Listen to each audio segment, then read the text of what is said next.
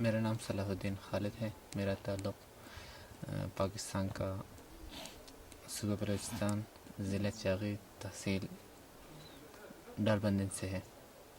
میرا عمر 42 سال ہے اور میں نے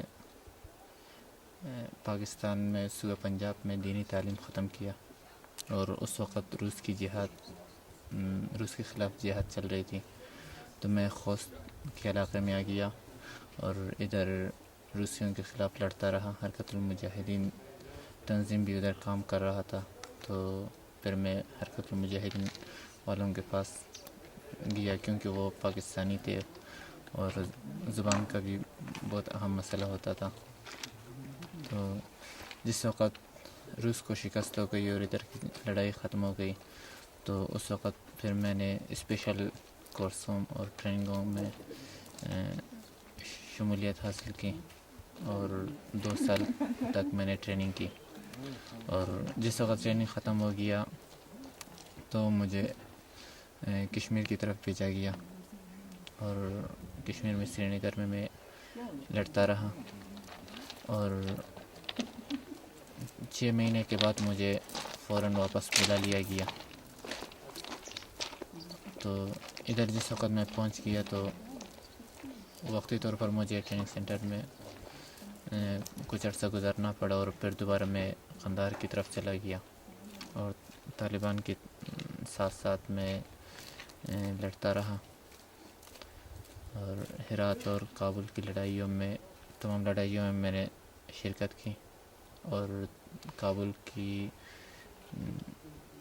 سقوط کے بعد 2 ہفتے کے بعد جبل السراج میں محاصرے میں آ کے گرفتار ہو گیا.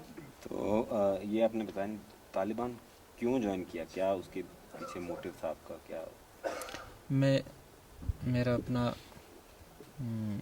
جو نظریہ تھا، میں نے تعلیم بھی اسلامیات کی تھی، اور میرا اپنا ذہن بھی اسلامی تھا، اسی لیے میں نے جہادی تنظیم میں شمولیت حاصل کی.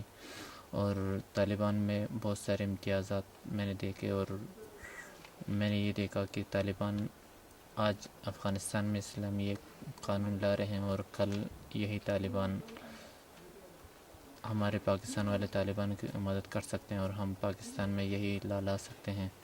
اس لیے میں نے طالبان کا جو راستہ تھا اس کو زیادہ قریب ہدف کی طرف سمجھا، اور میں ان کی طرف آ گیا اور ان کے ساتھ مل گیا. اب جب طالبان یہاں ختم ہو گیا ہے، کیا سوچتے ہیں آپ آگے چل کے کیا ہوگا؟ طالبان کبھی مل پائے گا؟ کس طرح چلے گا یہ سلسلہ؟ ظاہر ابھی تو ہم ادھر گرفتار ہیں، کس حساب سے اور کس طریقے سے طالبان ختم ہو گئے کبھی تفصیل سے اور اچھی طرح ہمیں معلومات نہیں ہے، کہ انہیں ادھر ہمارے لیے نیوز پیپر ہیں، نہ کوئی ریڈیو اور ٹیلی ویژن وغیرہ ہیں، اور نہ کوئی اور چیز. اس لیے ہم کوئی بات ادھر نہیں کر سکتے، کوئی کسی بارے میں ہم کچھ نہیں کہہ سکتے، کیونکہ ہمارے پاس اتنی معلومات بھی نہیں ہے. اور یہ ہے کہ طالبان، اتنا تو ہمیں احساس ہے کہ طالبان جو ہیں وہ سب ڈم ہو گئے ہیں، چھپ گئے ہیں ہر جگہوں میں، انہوں نے روپ بدل دیا ہے، اور یہ جو تحریک انہوں نے اٹھائی تھی یہ اتنی جلدی دبے گی بھی نہیں، ہر کسی کے ذہن میں یہ وہ ہے. اور طالبان بہت ساری ضروریات کے مطابق وہ اٹھے تھے، اور وہ ضروریات ابھی تک ہیں. اور وہ بس یہ ہے کہ طالبان انتہائی تیزی سے بڑھ گئے، اور جو خلا ان میں پیدا ہو چکا تھا ان کو پورا کرنے سے، ان کا اسپیڈ ان کو پورا کرنے سے زیادہ تھا. اس لیے یہ ان کی کمزوری تھی، اور وہ اس لیے بہت جلدی ان کو ڈم ہونا پڑا. اور بس یہ ہے کہ اب مشکلات بھی زیادہ ہیں، اور ان کو تھوڑا سا احتیاط اور آرام سے چلنا پڑے گا. اس وجہ سے